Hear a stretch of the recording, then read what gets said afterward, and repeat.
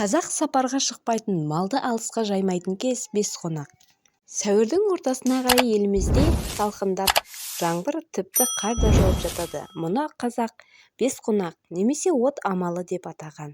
Ежелде қазақ Бесқонақтың алдында айға қарап көкке шыққан. Сәуірдің 5-і, 6-сы, 7-сі күндері ай тоғысады.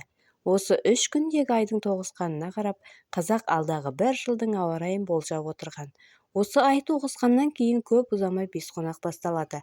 Оның басталу уақыты әр өңірде әртүрлі.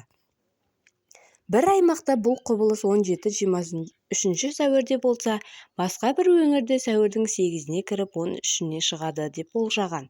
Ал батыс аймақта Бесқонақ 13-18 сәуір аралығында болады.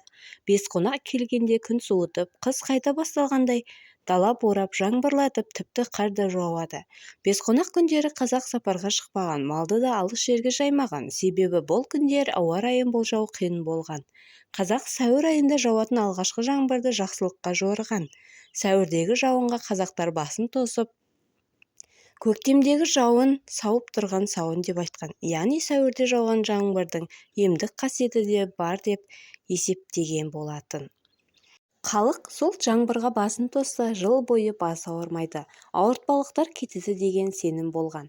Баяғыда 5 адам жаз шықты деп жеңіл киініп келесі ауылға қонаққа аттанған. Жолда аяқ астынан қарлы боран соғып күн суытып кетеді. Сол жолда келе жатқан Бесқонақтың 5-еуі де адасып мерт болады. Осы оқиғадан кейін сәуір айындағы бұл күндерді Бесқонақ деп атап кеткен екен. Қазір еліміздің басым өңірінде жауып жатқан қарлы жаңбыр осы Бесқонақтың келгенін білдіреді. Алла тағала баршамызға жар болсын.